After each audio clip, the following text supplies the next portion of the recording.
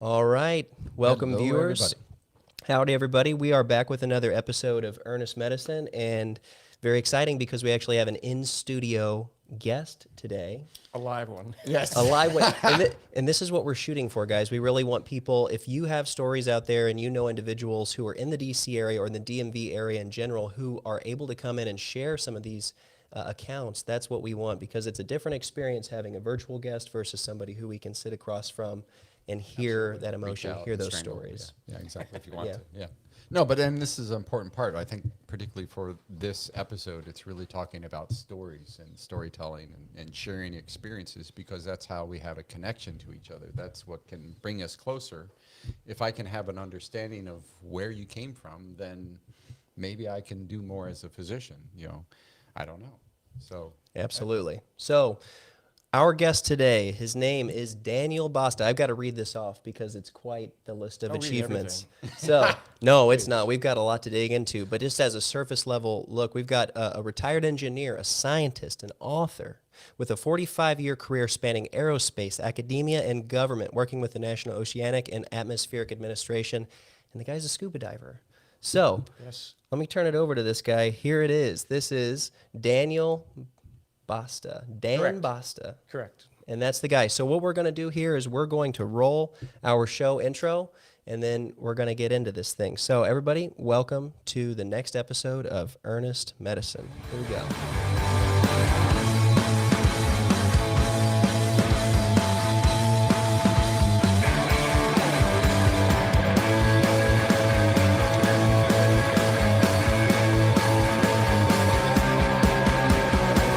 Storytelling, and you said, if I know your story, I can treat you. I'll just tell you one thing about that. Okay, here we go, guys. All right. So we're back. We're here in the studio with Dan Bosta. We're going to kick it over to his cam and get an intro here. I'll turn it over to the double cam with Ernest and Dan and let you guys kind of take it away. But I know I have some very pointed questions with regard to life under the sea. So I'm going to go ahead and turn it over to you guys. Excellent. Here we go. Well, thanks so much for coming out. I greatly appreciate it. And, I really think for viewers, it's important to get a sense of what brought you in, how did you get here? How did we actually interact? And we can take it from there. So tell Okay. viewers a little bit about yourself. I was very disappointed in my health care. I've been in family practices my entire life, mostly.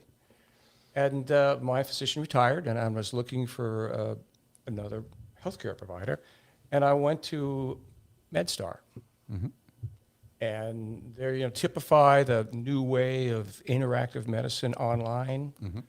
And I do know it's a period of COVID, but there's a distraction that I don't think they really want to know much about you, honestly. I'm now 75 years old. I've done a lot of paramedical things in my life, and I know my body best, but apparently I don't know much. Okay. So there's not a partnership in that. So I was surfing around, and I came up across a couple of concierge providers. Some of them were imitation, if you might. But I ran across Ernest. Now, the interesting part that really got me hooked to want to talk with him more is when I called the number that I took off the web, he answered. And, no one ever did that before in any of the other ones I called. I usually got a salesperson or we got the greatest package ever, Yeah. and this guy answers. And we're talking, and I don't immediately find out that he's the guy that created the practice and is the head guy. And we must have talked for about 15, 20 minutes, and there was this sense of sharing a philosophy about the human nature of healthcare and how you need to interact, be part of, and it is a family partnership business. Absolutely. So that's how we met, and here we are today. And we talked once since then, and I sent him a crazy story to read about socialized medicine that I survived. I'm here, it's proof. Yeah. And he thought it was a riot, Yes, absolutely. and so that's how I got here. Excellent. And I can tell you from my experience too, I just happen to be available to take that call. So I can't promise that I'll be the guy who's just waiting by the phone the entire time, but fortuitous that we had that exchange. Was. And I think that's important because the barriers between communication are, I think, the biggest problem in healthcare. You'll find there are so many layers, so many hurdles a patient has to go through. Somebody who just wants help to begin with, it already puts you in a position, an inferior position in a sense that you're begging, for some help. And that's really not, doesn't jive well with me as a physician, because I want those barriers gone, because they interfere not only with the initial interaction, because the initial interaction is about relationship. First impressions are everything. And where you go from there, you can build something. Well, I mentioned early, before we were on air, that I wanted to mention something about that storytelling and meeting people. In my line of work, I spend a lot of time with indigenous people. In the U.S., in the Pacific, mostly in those places. And I began to understand how they communicate. And what an indigenous person tends to do when you first meet them, if he's going to want, or she is going to want to tell you their life history. So if you're impatient with that, you'll never get to know them. So they want to tell you who my people are, where we came from, what our values are, and what we believe. They want to put a label on themselves so you know who they are. That's not what Westerners do. Not that way. So I kind of had to learn that. And in the Pacific, Polynesians, they're a little reluctant often to talk to you about what they really think. Okay. Because you've only exploited them. Yeah. So they've seen a white man like you come down the hall to tell them you're going to fix them more than once. And then you go away and they're still there. Yeah. So one thing I did in Samoa, because diabetes is a tremendous problem for them. Their diets, Epidemic. given the Western food and everything, and they have one medical facility in American Samoa. It's the Lyndon Johnson Health Clinic. It's kind of a hospital, but if you're really sick, you got to go someplace else. Yeah. So I built a hyperbaric facility in Samoa, because that is a primary unit of care for diabetes. Now, I could claim that we built it for protecting diving. There's no diving in American Samoa. There's no public diving. There is no dive shop of any kind. A little bit of government diving when we're there. But I could sell it on that it was a diving operation. But it's never been used for diving. So you finagled it. And in order to sell it, it couldn't be permanent equipment. So I bought chambers on wheels. So you could wheel it around. But the problem was they're so big Heavy. that you couldn't just go get a regular chamber. You had to get a large enough chamber to fit them. But then you had to get them in it. For a viewer to visualize that, to understand the size, the magnitude of one of these chambers, what if you had to describe that in terms of an everyday item, what would you say for a viewer's perspective? It's like a big boiler, big round tube, if you will. Yeah. Made of different materials depending upon the type of chamber. Right. But they had a cultural thing. That fear about going into that. Yeah. So it's there. It's there for them. Yeah. You can't tell them. Yeah. Get in that chamber.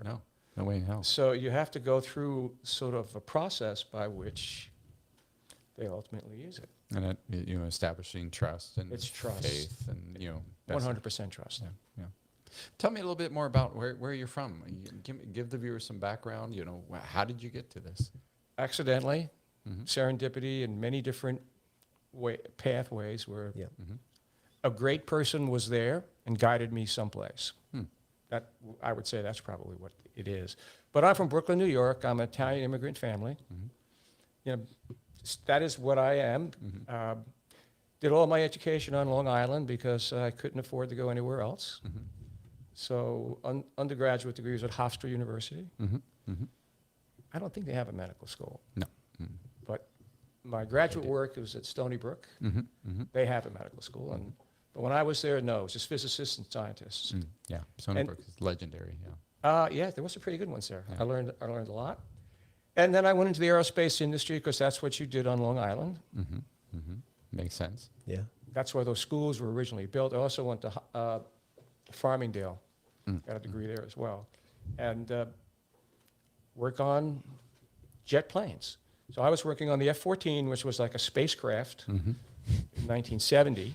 And, this was the Vietnam War era and everything, and I was not feeling requited working on combat aircraft. Somebody else could do that. Yeah. So I got a fellowship to an experimental program, which was the Stony Brook work. Some very endearing physicists and engineers who thought they could help the world's problems by training professional engineers and physicists to apply their technical skills from the ivory tower and build the models and complex things that would make it all work. That's the way it was going to be fixed.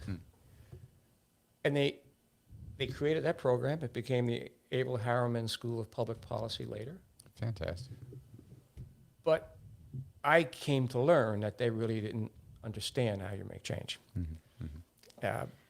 Their hearts are in the right Great in place. theory. Yeah. I learned a lot, tremendous amount from there. I went to a whole nother level of intellectual thought.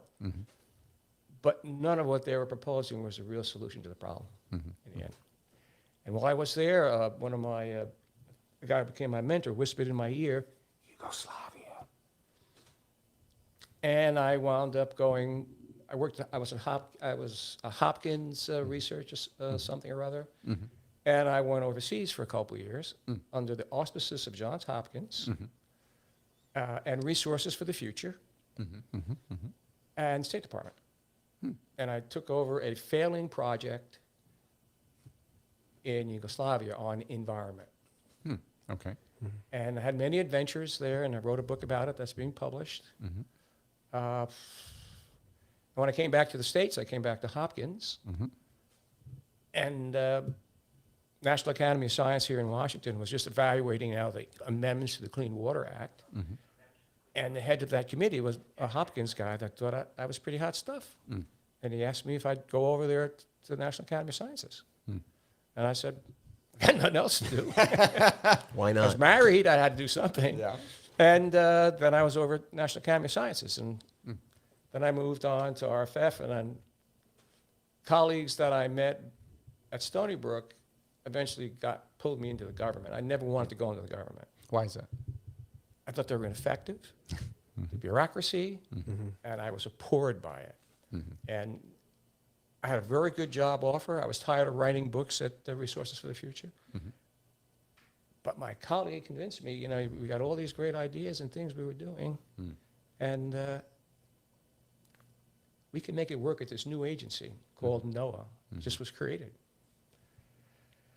And I say, okay, I'll go for 3 years.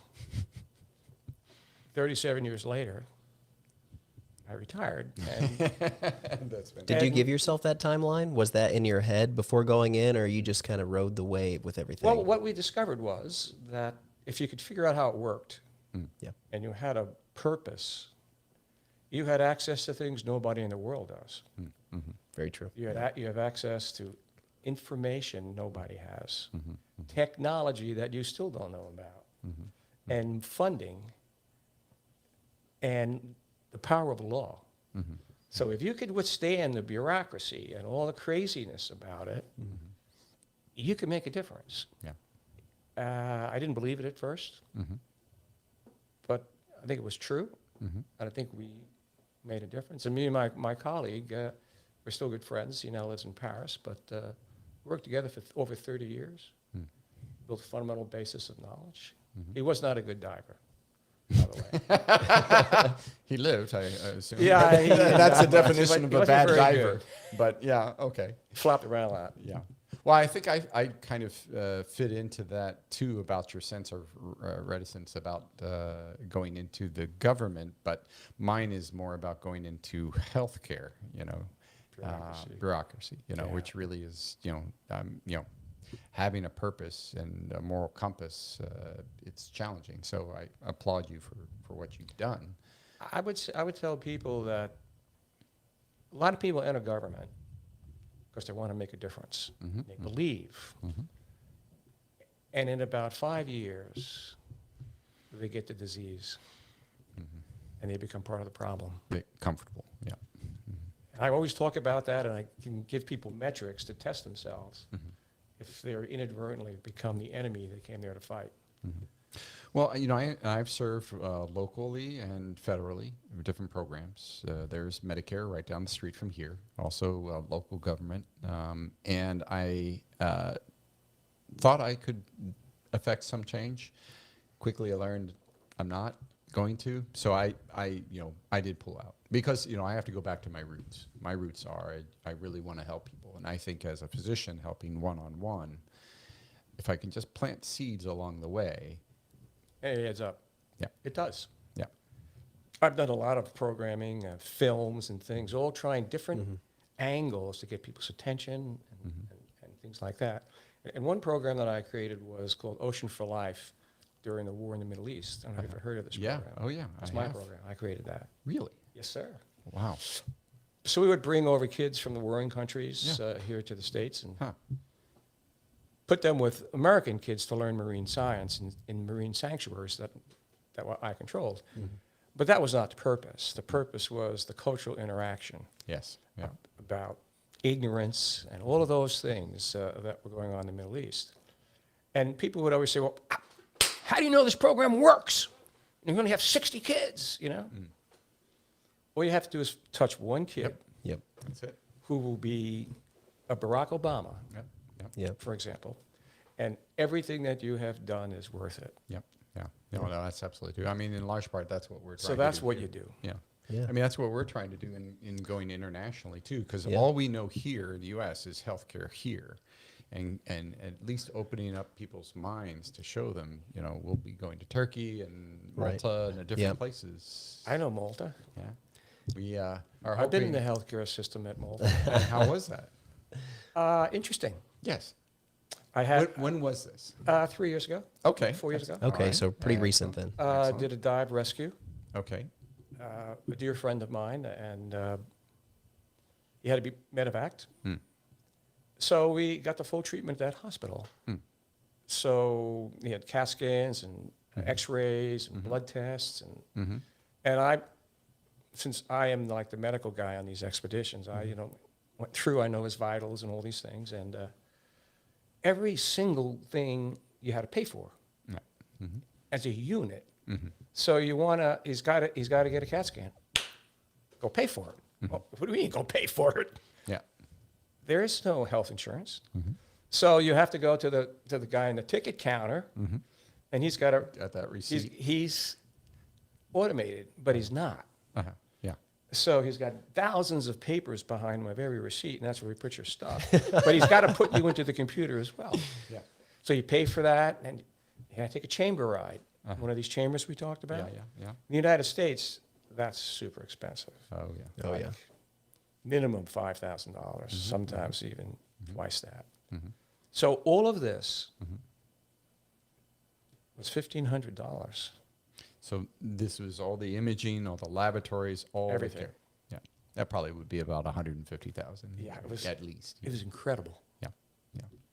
And, as I have come to know, there are very good doctors everywhere, but not every doctor is a good doctor. Yeah. So the specialists, they are really good. The rank and file, if you have something that's odd, they're typically not going to pick it up. But they have a referral system often that lets you finally get to, Where you need to. Yeah. where you need to go. Well, we actually have a connection that we're going to explore, which is the new U.S. ambassador to Malta, Connie Milstein, is preparing now. Right. She's in for that her preparation ambassadorship, and we're hoping to get Go. there Go. and film. Fascinating historic country. Yes. I love the history of Malta. Yeah. It's a very Catholic country, like 98%, Yeah. and it's a male-dominated country. It's kind of old school. Well, it's right on the tip of the boot But study the culture before you go. Oh yeah. They have They have some private hospitals as well, and they have the hospital that we went to. Their main hospital on Malta, 7 years old, all built with EU money. Yep. Yeah. It's brand new, but because of Malta's position, there are a couple of very expensive, high-end, small hospitals for the gentry, the yachting trade and everything. And I also went to one of those with another person. Wasn't a medevac. Yeah. I've only done like 4 medevacs in 4 decades, so Thankfully, yeah. it doesn't happen on my watch. Yeah.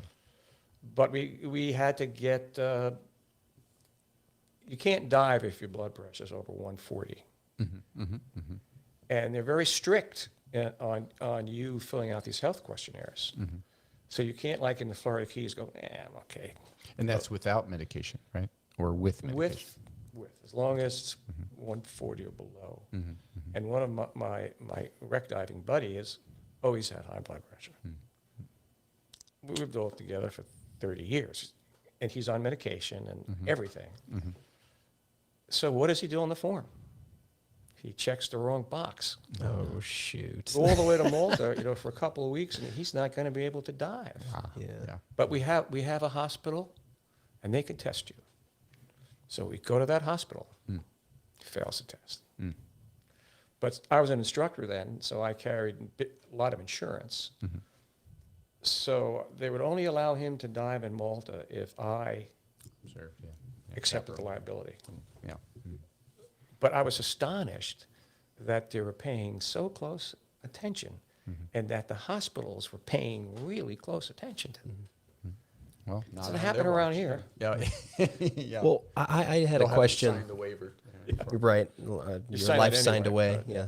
Well, one of the questions that came up is, you talked about a $1,500 price tag for all of those things, those line items. You can read through there, see everything you got for that dollar amount. Transparency, And yeah. just wanted to turn it over to Ernest. I mean, you deal with these kind of medical costs on a daily basis. You see how much these people are paying for this kind of service, and what goes off in your head when you Well- see that in another. And there country. is a movement, to really provide transparency because it's a shell game. Very often it's you will get a bill, and then even then with the involvement of insurance, it's even more complex Right, because right. of how they position themselves. Yeah. So if you were a private individual, didn't have any insurance, good luck. But if and with insurance, still good luck. Right. I would say that's one of the failings of the U.S. healthcare system is that there isn't transparency, in what the actual costs are. It's you can't walk into an emergency room and ask how much it costs, and I understand that because they don't know what it is that they're treating, but you should be able to ask how much is that X-ray going to cost, and how does that X-ray compare to if I went down the street and got it urgent Right. care or got it, Have some Make a level of decision. You comparison. don't know. Now, in the Malta case, they had a lab that was processing all their images, and their X-rays, and building digital files. And we were promised that we would walk out of there with a DVD with all of those. We never got one. Oh, really? We went back to that hospital 6 times. Okay. Hey, yeah, never got it. Just the way it is. Yeah. Yeah. Because he wanted to send it home to his physicians. He ultimately had to have quadruple bypass surgery, but didn't have it. Yeah. Right. Yeah. Promised it. It's a big thing. Never got it. Well, Yeah. well, hopefully we'll be getting to Malta. Yeah, that would with be. COVID now. That'll be interesting. Yeah. Yeah. We'll have to pick your brain on what to expect when we get Where there. to go? Exactly, yeah. If you love antiquity, Yeah. my God. Yeah. I mean, I've dove in lots of places around the world, Yeah. but there is nothing to compare to come up in the harbor at Malta and look around from a dive. It's like, how did this happen? Usually you're on a boat somewhere bobbing around. So next Paradise. question obviously has to be Turkey. Never been to Turkey. Ah, okay. Nope, never been there. My parents loved it. Okay. Everybody that I know who's been there loves it. If they're not Greek or anybody from the Balkans. Understood. Big problem Oh, yeah. between I'm half them. Turkish, so you know there's that. Yeah. And I don't get it, but it's the Balkans, and there's these residual cultural things that they just grind on and grind on and pass on. And don't you know you're supposed Blood to feuds and hate Croatians? You Yeah. better hate them. Yeah. Never met one. Yeah. Wow, they're bad. Yeah. So We're hoping to get out there.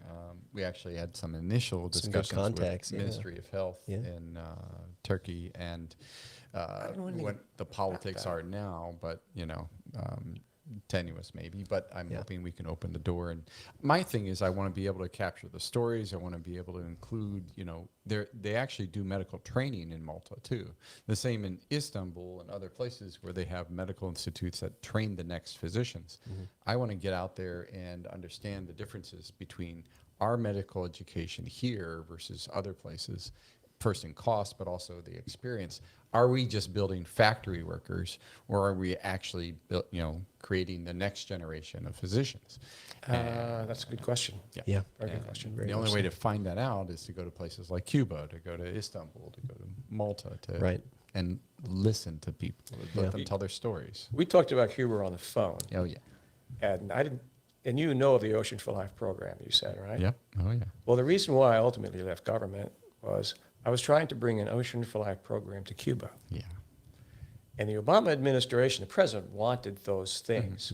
But there were people in that administration who were really opposed to his direction of wanting to open Cuba. And it was such a logical thing to do. I was set up with the aquarium in Havana and university, and they killed it. That was one of the reasons why I decided to retire. Step away. Yeah, Yeah. after a while. So Yeah. it's, good stuff's going on in a lot of places. You True. just have to look for it. Right. True. Right. Very true. Yeah. Very true. That's great. Well, one of the points I wanted to circle back on is really talking about how through these travels, I see both of you as very unique individuals. Well, And well, unique in a good way. Unique he's in a got a good good way. beard, though. I know, right? Look at I that wish I thing. could do that. It's intense.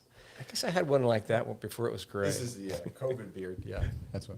Well, the thing I wanted to harp on here is really that your experiences have allowed you to exchange ideas. You know, people who are based in one location, there are often times where, you know, they may not have that exposure to another culture, to another part of the world. And even myself, having the opportunity to have lived in South Korea for 2 years, massively educational just by way of being there.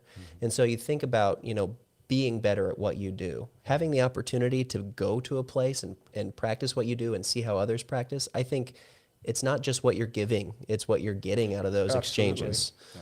So I wanted to turn it back over and talk to you about, like, you know, pulling in those kind of experiences and having that elevate your level of performance as well.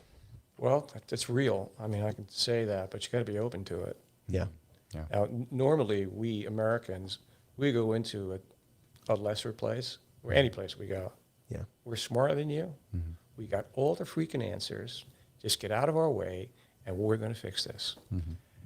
And there's an arrogance to us that you have to overcome. Sometimes people expect that arrogance because they've seen it so many times. In a book that I just completed that's out for review about Samoa, I tell how the governor and I, at a small place, established this relationship, and we became a dear friend. And at first, I thought I was the leader, teaching him about things. And I ultimately began to find that I was the student, and he was the teacher. And you got to be open to that. And you can't totally fight against your own ideas, but you can't make them in concrete. And like you were saying, John, you find the oddest things or people that at a moment when you're receptive, they change a lot of things about how you think. Yeah. Yeah. You know, I would say as a physician, even for myself, I've been blessed by the experiences from sunrise to sunset, from delivering the babies to, you know, those going into the grave. It's been an experience for me to be able to see and take from it some pearls of wisdom, in a sense, as I'm getting this beard longer and longer. But I'll tell you one thing fundamentally for myself that I learned not from my observations, but directly from patients. And in my older patients, the key thing is, as they get older, the richness of their life experiences is what they hold on to. As we get older, That's true. we will lose our short-term memory. And what I do every day now is a desperate need to bank positive memories and experiences, the richness of it. So when dementia hits, buddy, I'm back 40 years ago, reliving that experience, that memory that I had that was just super awesome. And Maybe that's what I'm doing, writing these books and things. I mean, maybe that's what I'm doing. Oh, absolutely. I think writing, and it's proven, psychologically, to be able to document things in text, write down, it helps with memory retention. It helps with you being able to actually go back in time and relive those events. And sometimes you might extrapolate a little bit here or there, but I mean, it's your lived experience. That's what we do. You know, so at least when I'm old and demented and sit in bed, I'll be smiling. You will have several great books to write. Yeah, if I write them. And, Well, you will. Yeah. You will. It can be done. I mean, I'm living proof it can be done. Yeah, absolutely. And you have to know how the brain works as well, obviously, because the brain fills in the gaps. Yeah. It finds plausible outcomes and connections. And you can't really be like, I remember it this way. Yeah. Because you find your brain will fill in the blanks. I get things out of time sometimes. Oh, that didn't happen first. Well, it sounds like it should have. Rewrite the narrative. But no, it didn't. Yeah. So there are lots of things, and there are cues that you, when you get older, you use to help you reach the depths of those neurons to find those things. So photographs are great for that. Photographs, just lay them down and look at them, and they begin to talk to you. Yes. And that stimulates things. Yeah. Talking to other people Yeah. who participated or knew about whatever it is you're going to write about, and listening to them, not correcting them. I mean, sometimes you want to. It's natural you want to, Yeah, it's defensive. but you can't. Yeah. And you ultimately find out that you missed something. Yeah. And it's a discovery process. And I think that's good for your neurology. But, you can't trust it entirely. Verify it. Verify it. Do the research, find the facts. Absolutely. Well, one of the things I wanted to circle back on is you've had some really incredible opportunities as we talk about documenting our lives. You've worked with some incredible film crews, some incredible photographers on these different adventures you've been on, and I think that's a piece that I'd like to dig into more because that's my ballpark. I love this videography game. It's a storytelling, but it's also a technical advancement field. As we talked about before the show started, it's really not something you can ever keep up with, but it's exciting to try. And so I'd love to hear your perspectives on working with some of those creative people. So it's all true, Yeah. that I have had the opportunity to do that. And I think you get the opportunity because you make it so. Don't be overimpressed by people in celebrity status or have these. They're just like you, honestly, when you actually get to it. So what I always came to these things, I think I have 3 Telly Awards for documentaries. It's incredible. I'm always really about making a difference. So I've got to do what I do and point it to things that are going to make a difference. And I began to find after doing the 55-minute pieces and the 22-minute pieces that it take too much energy, too much time. You're not going to do it with that. So I created a program, Lesser Gods of the World, on guerrilla videos. So I would arm them with a camera. American University students participated in this film school. Yeah. Larry Engel. And a deck. And they couldn't just shoot anything. They had to go and shoot something in this topic area. But whatever it is, it's go and do it. Right. And for what it was taking to do these bigger things that everybody, that's so nice. Shelf life is short. People went to the next thing. I could do 50 of those. Yeah. And all you had to do is get one to go viral. Right. So you could get a lot of duds and still do it. And there are rhythms that different filmmakers use. I know a lot about the Cousteaus, and they have a certain style. I know a little bit about Capra, and he has a certain style. This is for environmental things. Yeah. I know a little bit about Mark Shelley in California. He has another view. And another filmmaker, Bob Talbot. And I put them all together, and so they could show their environmental films. And they're all very different. Yeah. You know, they go from, and everybody loves a different genre of it. Yeah. Right. Some people who follow the Cousteaus, they like the Cousteau metaphor. Me and my merry men go off into the unknown. They love that. Yeah. Others like the travelogue of Frank Capra. Frank Capra Jr., but he's older than I am. And that's a travelogue. Oh, it's so nice, so beautiful. Yeah. You know, others like the Mark Shelley, bam, bam, bam, bam, strange day on planet Earth, like in your face. Quick cuts. Yeah. I mean, Anthony, So it's different. You know, And it's Anthony changing. Bourdain was one of, inspirations, for Very much many so. people in Yeah. terms of getting out there and Whatever's going to turn people into paying attention to something is what Right. I always focused on. Yeah. And it's sometimes a battle because, a filmmaker wants, it's his signature. yes, yeah, So they have a certain view of what their signature has to be. Then there's the narrators, who's going to narrate what. Yeah.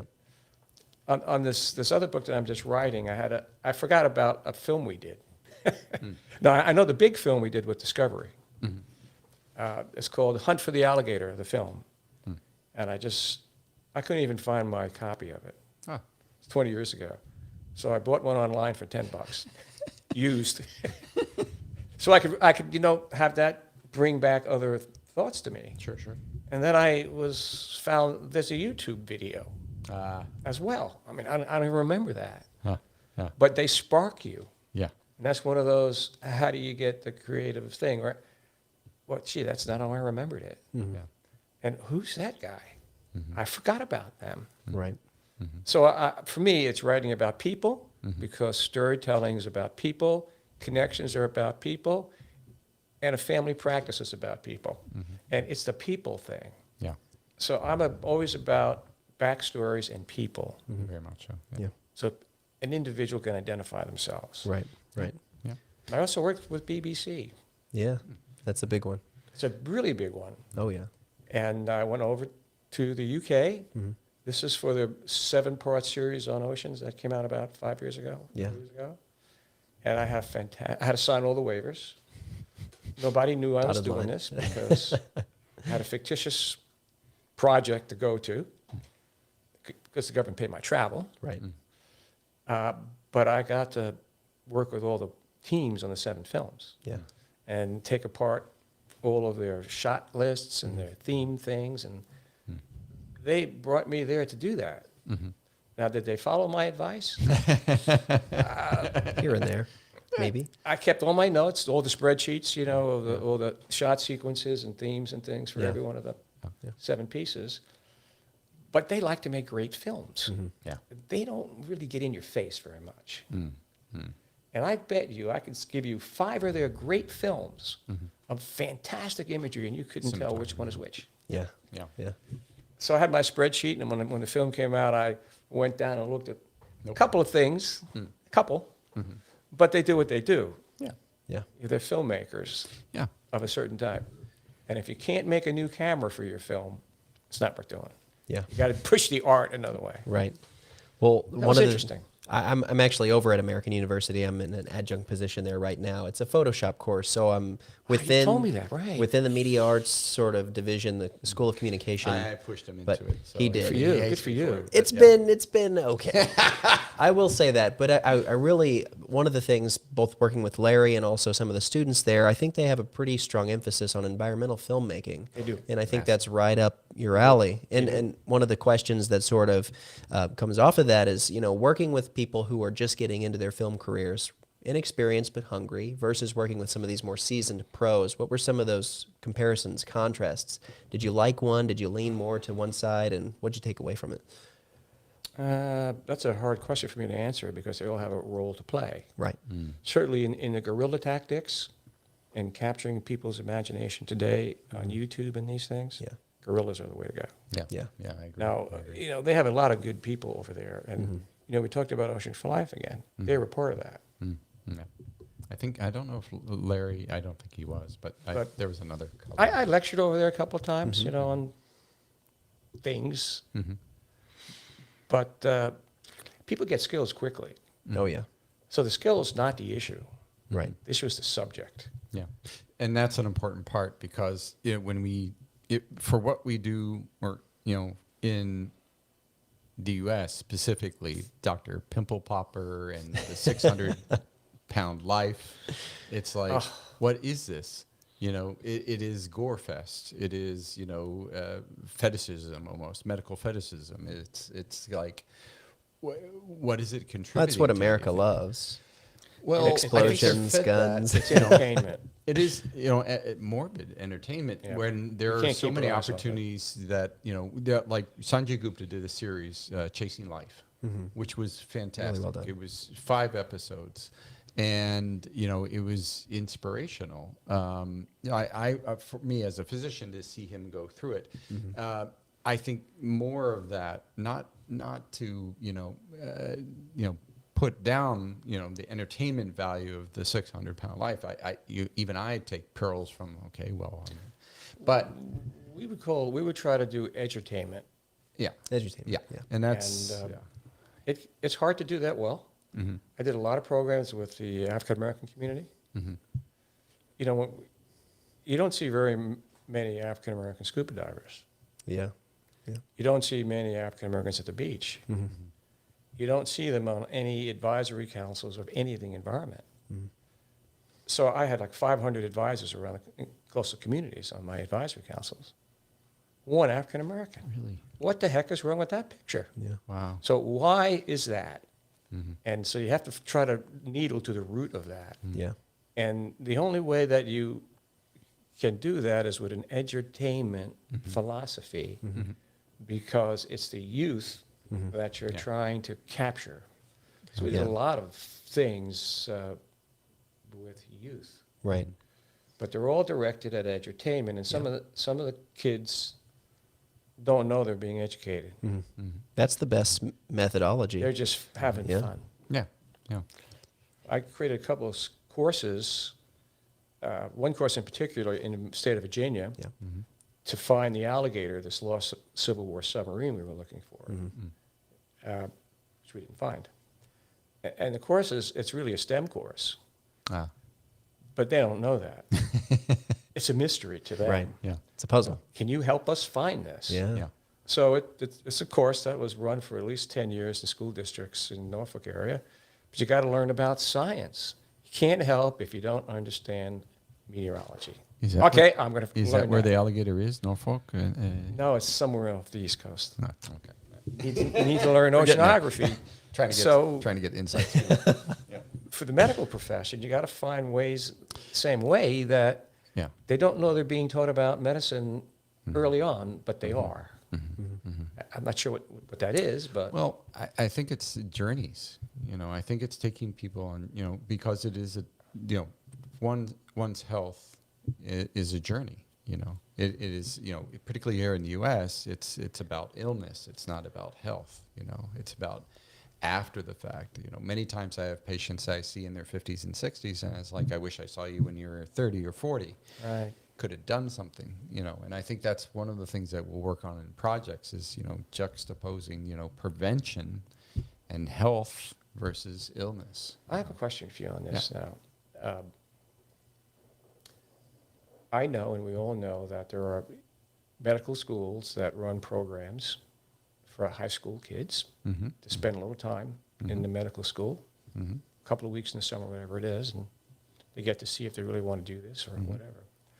But what struck me when you were talking, Ernie, is our Ocean for Life program that was for a similar way of doing it. So is it in anybody's realm of reason that you could bring young children, like junior high and early high school, from different countries to learn about practical medicine or family medicine, Yeah. and put them together with American kids? Yep.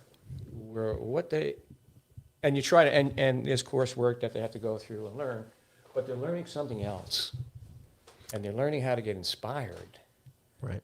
by it. I think when we get to the medical sciences, there is better exchange, but the practice of healthcare, it's adverse, and you have so many other countries that have, there is no health insurance. The concept of health insurance is, it didn't exist. Well, health insurance didn't exist here, but it Right. became a business, and it's inseparable from Right. medicine now.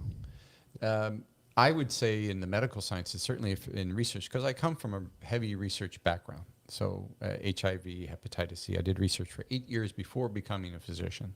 So that there is a great deal of community for that. But when you talk about the art of medicine, the humanity of medicine, we are devoid of that. And so that means that I think that there isn't as much of an opportunity. We did an educational exchange through Howard University, my alma mater, to go to Cuba to learn about their healthcare system. Why? Because it changes everything. It changed me. That just walking those streets, listening to the stories of the physicians who were there, just changed it in heartbeat. That it doesn't need to be like that. There are other ways to do it. And then mix it in with my punk rock DNA and do it myself. And, what do I have to lose? It all kind of culminates. Finding ways to incentivize the interaction in a structured but unstructured way is valuable too. Yeah. And I think there's no better way than bringing it back to the community. I mean, honestly, the exchange that I saw in Cuba with the physician who lives in the community that he practices and serves 600 families, there's no better way, where, you don't have, it used to be that hospitals were owned by physicians. They'd have dormitories next door that would house nurses and, rising medical students who would become doctors. There was a model to it that just, had a culture behind it. There's no culture. It's a business now. Yeah. It's totally a business. Yeah. I would never subscribe, my son to become to do medical education here and become a physician in the United States. Yeah. De facto. No way. A couple of those concierge services that I looked at, absolute opposite of what you're talking about. You have access to physicians around the country is the selling theme. But there isn't any location of place to them. No. And, it's not a physician who owns it. It's a business. It's a business. It's a business, yeah. Yeah. So it begs That's the the model. fundamental question of why should I care?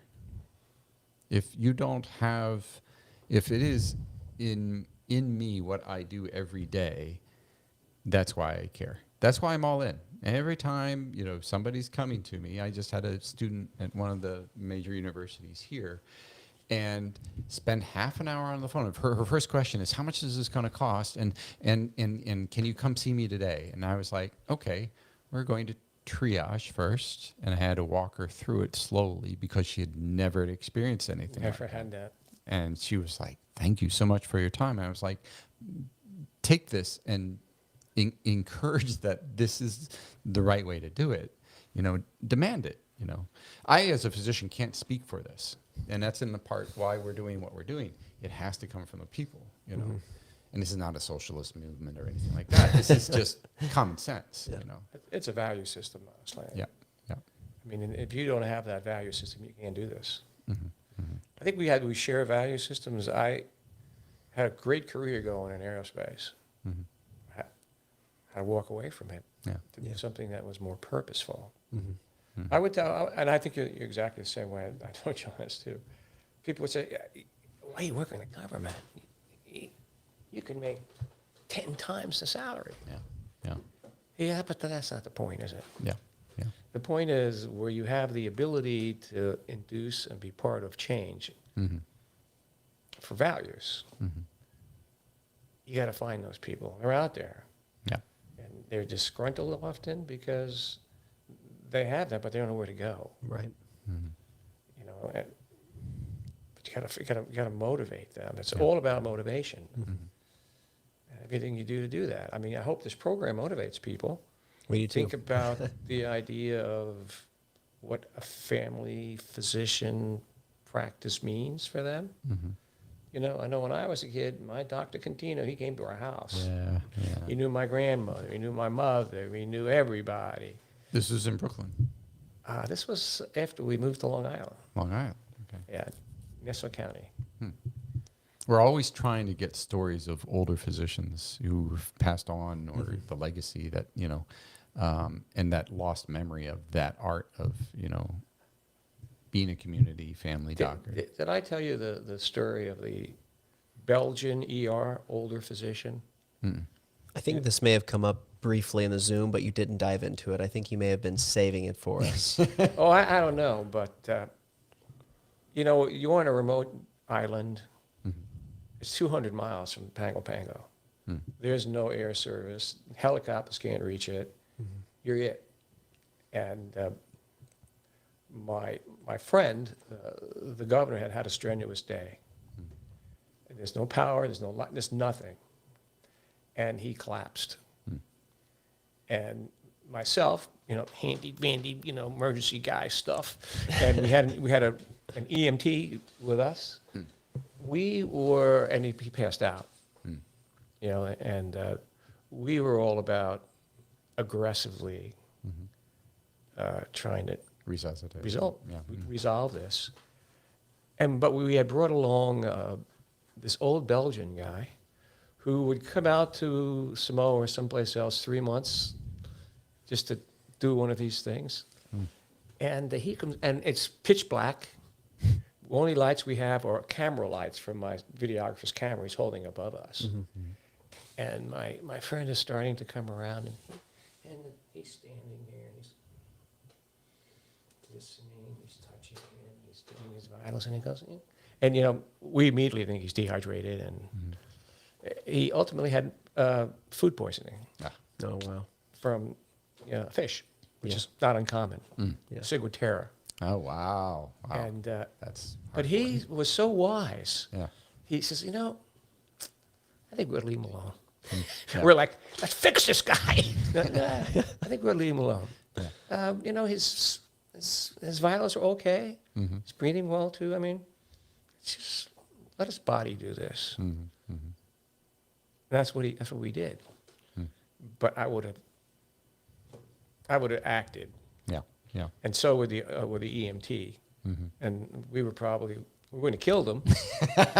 Few cracked ribs. But it's this knowledge of this firsthand knowledge. I mean, he was almost like he could put his hands on him and kind of know. And we said, Diagnostician. Yeah. Right? yeah. Yeah. But he, you know, how do you get that? He was an older guy. Yeah. He was probably in his 60s at the time. Yeah. Just Becomes- experienced as hell. Yeah. You see it enough, and then after a while. No. Well, I wanted to address a question in our comments section, all the way from Canada. Thanks to Cheryl kind of running our programming. She's got a couple people from abroad watching, but one of the Really? questions that came in was What'd I do? from Terry. Yes, it's a slap on the wrist. No, but it's from Terry, a mutual friend of ours. What's your favorite film that you've worked with? That was one question, and then she went on to say, I love Dr. Pimple Popper. Okay. Sorry. And then on the last piece that we could maybe hit on, you know, after this is, you know, employment equity, talking about really trying to bring diversity into the workplace, something that your programs and hopefully edutainment in general can do moving forward. But on this first one, you know, addressing the favorite film, if you had to pick out a moment, we talked about one of these on our Zoom call that just, you painted a beautiful picture in my mind of this gentleman standing on the beach as you sailed away. Oh, I was talking to him the other day. Really? Really? Really? Yeah, as a matter of fact, because I needed some better photography. But, you know, you have to have a criteria of what you say constitutes best film or best anything. Right. So I'm not going to tell you Gone with the Wind. Sure. you know. Yeah. So for me, hands-on, being part of what I thought was a couple of great films. Bob Talbert, California fellow, Yeah. well known. Everybody's got their his posters up. If you ever see Dolphins, Yeah. that's his poster. That's his. And he's a very interesting guy. I won't tell you the secrets about him, but I really liked working with him, probably better than all the others, I think. Yeah. But, what's your criteria? Now, the story you're talking about is this expedition. Now, not the one where Yeah. the Belgian doctor intervened, but it's the second expedition to this remote desert island, Right. which comes about because I get this idea from a lot of things that happened on the first expedition, that this lagoon in the center of this island, which is a freshwater lagoon, was once open to the sea, and it is conceivable that Polynesian voyagers of 1,000 years ago were entering this lagoon. That's a wild, And man. it's possible that an artifact or artifacts from those voyages could be at the bottom of that lagoon because it's brackish and it mineralizes things. So that's the whole deal. So the second expedition where this story is that we talked about a little bit the other day is I can't get the money to do the film, really. Everybody I go to in this business of filming is everything's $1 million. Yeah. Go to Nat Geo, oh, yeah, we love that. Great idea. $1 million. Yeah. Everyone wants to spend that money. So I go to my friend Jean-Michel Cousteau. And he says, he's a friend of mine. If I could just pay their expenses, Jean-Michel is a wonderful man. Yeah. He'll come. And I'm able to pay his expenses from California and what he incurs. He doesn't take a nickel of anything from this. And his videographer, one videographer only. Yep. No light crews, no sound crews, no nothing. Yep. So the film, which won 3 awards as a documentary, is done on a shoestring. But the scene that you're talking about, which is really a beautiful one, is the videographer, this fellow Knowlton. He's supposed to return with me and Jean-Michel after we shoot all the underwater footage. Because we have to get back to Samoa, to Pago Right. Pago. But the science party is going to stay for another 5 days on the island. And so we're shoving off. We're on the beach, Right. and there's no docks or harbors. You got to get in a little skiff and find your way through the reef and go out to a ship that's loitering. And that's how you do it.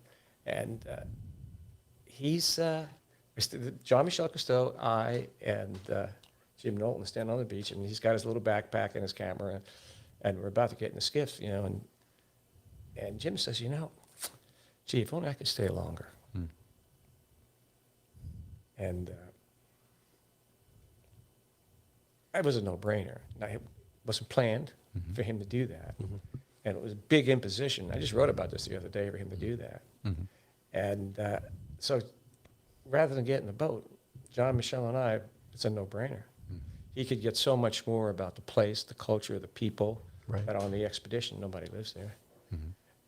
And we just shove off. And I had this great image of him standing on the beach.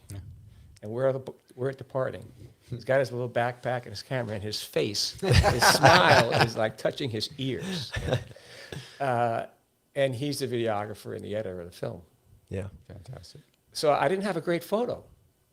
So I wanted him to get me a better photo because he has a lot of photos.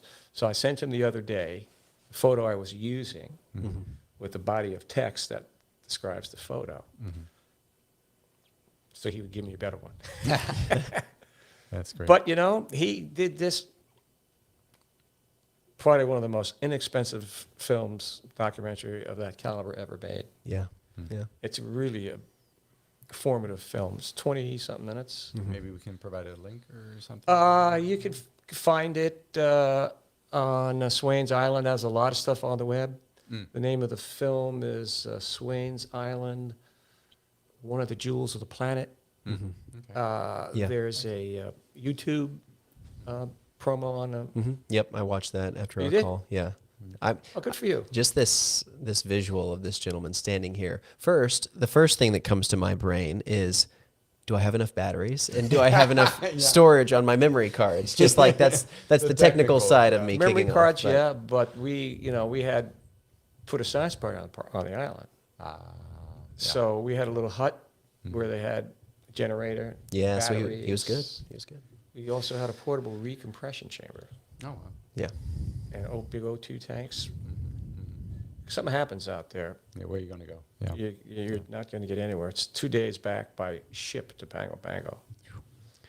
We've got a link up on our screen for anybody watching. You can access it's the trailer. If you look on your screen, you'll see the URL. But we'll also put it in the description so people can go and access and watch from there. And I encourage anybody who's out there, viewing this or during or after the fact to go check that out because it's a nice piece of videography. Well, for sure, filmmaking. it's nice of you. I'm sure Jean-Michel will like that. Yeah. Fantastic. But sometimes great things happen with little resources, just with an idea and a couple of good people. Yeah. Absolutely. And in filmmaking, that's I think really important. Everybody's in these big productions now. No, that makes it, Yeah. We've certainly seen in Yeah. a lot of those productions. I get a lot of stuff that I've been doing since I retired. I did a few things pro bono. Yeah. I call up some old friends, and they go, all right. Let's have it. It's a good time. Yeah. So you could, as long as you're not wanting to make a feature film, just a little. Oh, yeah. No. Yeah. Yeah. The 5 bite to 10 size, minute the piece. bite size pieces are what we're going for. Yeah. So are you making those now? Of your Docu-series, yeah. I mean, it's meant to be small pieces, 10 minutes, 10, maybe 20 minutes, but it depends on the How subject. about 5? 5 even, yeah, honestly. If it's enough to encapsulate and get it out there, guerrilla style, I'm very much, it's kind of like, how long is the average punk rock song? About a minute and a half. I didn't realize it was raw so power, so much just- longer to me. So, Yeah. yeah. Seems really long. Yeah. But that's, I think you talk about the collaborative nature of projects like this, finding people who are willing to go on that journey with you. And that's very much where we are in this whole process with Earnest Medicine, is finding individuals with those stories who come to us and say, this deserves to be told. Maybe Let's you do should this thing. not think about punk rock, but think about other music. Oh, yeah. Music is a fabulous Connection. Fabulous thing. Yeah. And when I was working with the fellow I told you about, he would commission Well, part of it is being in DC new is music by composers for some of these things. But music is ingrained in everybody, every culture, everywhere. It's a commonality. It's a language. So certainly when we go to these other places, but I am DC, so it's in my DNA for the punk rock to Yeah. occur. You got to get that out of your system. Yeah, but we had a great opportunity to meet John for the very first time, Henry Rollins. Yeah. Yeah, you were talking about that earlier. And he actually had as a spoken word tour, and we can provide a link. He was just in Annapolis, Maryland, and just all his stories, rock stories, just experiences in life, being here in DC, and then traveling. It's just you could see the wealth, the richness, and he's always very adamant that it should be mandatory. Everybody's got a passport and has to get the hell out of the United States just to see what else is out there. And he's always been an inspiration. He's about 6 years older than his buddy Ian, who's still here. Founded Minor Threat and also Fugazi. Just incredible people, but incredible stories. I worked with Graham Nash actually, and a couple of those guys. Yeah. Because you want to create a concert, Yeah. all it has to be purposeful. And I would always say, and concert people, they don't believe this because they want to make money. So we work with Managers and promoters and yeah. But I want the music to be like what people know when they hear the first bar of Sound of Music. Da-da. The entire film comes to their to their brains. And the parts of that film. So I want the music to have a quality that you just play a little bit of it and your whole message just flows. Right. Because it's this neurological thing about how our brains think. So I looked at music a little analytically. And I think that's very true for how we can tie it in also for medicine itself, because, it is the art, which, you can get pop if you want music, and that's fine. It's digestible, it's easy access, but, what's in it, what's substance? The same thing, for medicine, but also even in culinary arts. I have a good friend, Fabio. So he's, and the one thing I always have to say about my friend Fabio is, Where does he work?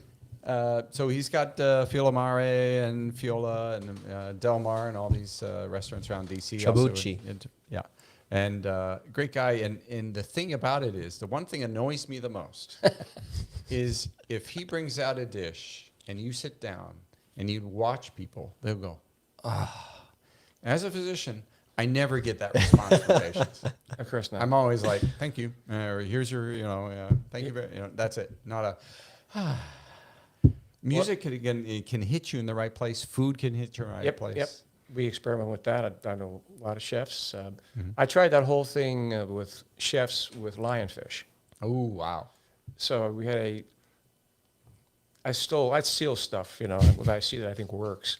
So we had a Lionfish Symposium, and we had 7 chefs from the Gulf of Mexico and South Florida come in, set up stations, and make their best lionfish dishes.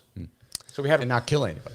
well, we had to provide we had to provide them with the lionfish. Okay. So we provided them with a ton of lionfish that we and others collected, and then we had everyone at the symposium sort of do a taste test and grade all the lionfish,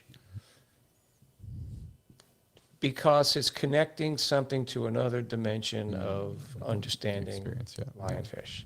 Right. And it was pretty good, I think. People are still working on the lionfish problem, but they're not making any progress. Quite an invasive species, as I understand. Oh, it's one of the most invasive species. I know when diving in Honduras, there were all the locals would bag up lionfish all day long, and it was totally, there was no limit, nothing like that, no restrictions. Well, really. they reproduce every 7 days. That'll do it. Yeah. You have a hard time. Kind of like rats in DC, Yeah, it'd be a tough one. Yeah. So all these common things all come from the person, Very true. I mean, if you can figure out what makes people tick, what they respond to, and why they do. I mean, I did some research on the music angle because I look at it as the engineer. It's frequencies, it's periods, and there are certain rhythmic things that we all respond to that will just start. And a lot of musicians know that. Right. There's a couple of books on this that are out there. It's the same with what kind of images drive them to do what. And when you figure that all out, you could be very dangerous if you're a bad man. Oh, yeah. You really can. Yeah. And it's not used for good mostly. Right. Unfortunately. Well, Crazy stuff. Dan, I think we're at a point now where we'll kind of close out, but there's so much, I think there's so much more to your story that I hope we're able to investigate further, either in this kind of setting or in a virtual setting where we can have you back in. And even if we can get, I'm happy to do that. Or meet you in Malta. Yes. It's nice. Pay my way and I'll be your guide. Hey.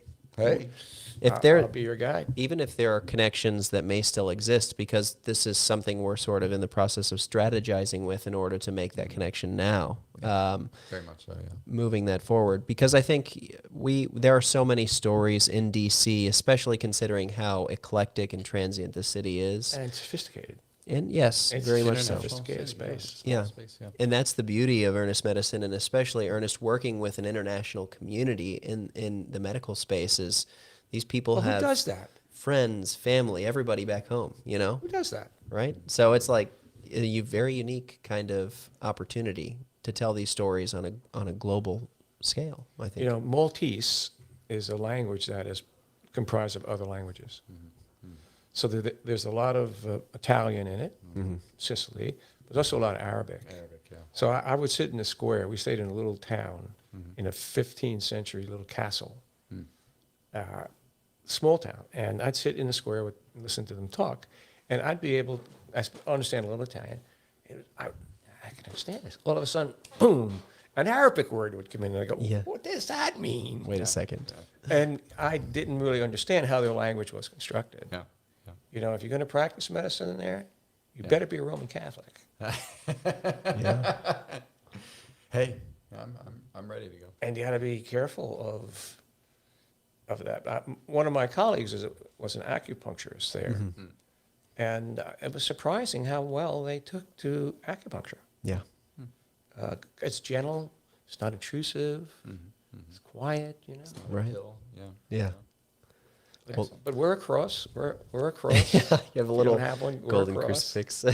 I have one in my doctor's bag. There you I go. got holy oil in my doctor's bag too. So. Do you really? Yeah, patient. Yeah. Oh, wow. Patients, Yeah. some Last patients rites were like, kind of thing? we know you go out in some tough areas. This is when I was in the Southeast, and ever since then, I've had there's a cross and holy oil in my bag because it was given to me by patients to safeguard me on my house calls. That's awesome. It worked. So far. So far. Don't knock on wood here, everybody. Yeah. And no vampires, so we're good. Yeah. Right? Right? You got plenty of garlic for that. Absolutely.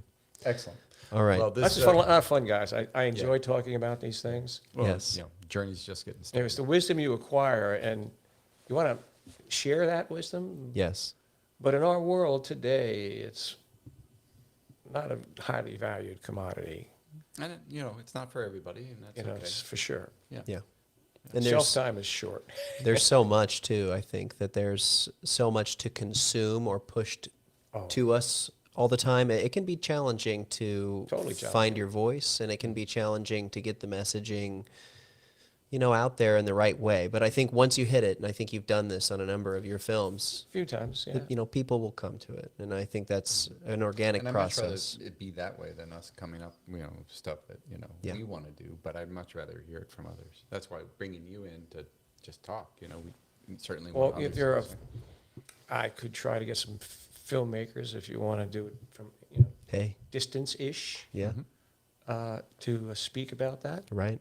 And those are stories and even skill sets, conversations that we welcome, because those I think are all adding to our repertoire of skills as well. And I know some young ones Yeah. who are the sons of sons Yeah, that are trying to break into the business, Mm-hmm. and like you are. yeah, And it's not an easy thing. No. Yeah, when you see Not so an much easy going thing. on, yeah. it's a little competitive. Yeah. And they find themselves in the making commercial business, Yeah. Yeah, making yeah, commercials. Got to make money, Right. yeah. But they're thirsty. yeah. Yeah. Well, Excellent. there are stories out there, and I think having the ability to have you in here today and hearing these kind of things, these are the stories that Earnest Medicine ideally wants to cover. And so, if you're a viewer, whether that was live, commenting #live, if you're watching this as a replay, #replay, these are the kind of things we want to hear from you. We want to hear your stories, want to hear your accounts, and just have to say thanks again to Dan for coming in, making the drive. Can I make you one more suggestion? Oh, yeah. To who's ever listening or to who can be touched, they ought to create an Earnest Medicine Film Institute. Well, I don't mean it like, Yeah. Yeah, you know what yeah. I mean? It's Yeah. just like a small ability to have individuals create their own little films Yeah. about Yeah, everybody's medicine. got a phone. Yeah. about medicine. You can do that With- like that these days. Yes. Oh, yeah. Take it And out just have a central place where people could go. and contribute. And that's Yeah. a community element, and there are websites now today that have made that easier than ever. Whether that's a community page on getting out of Facebook or touch with that. Discord, Yeah.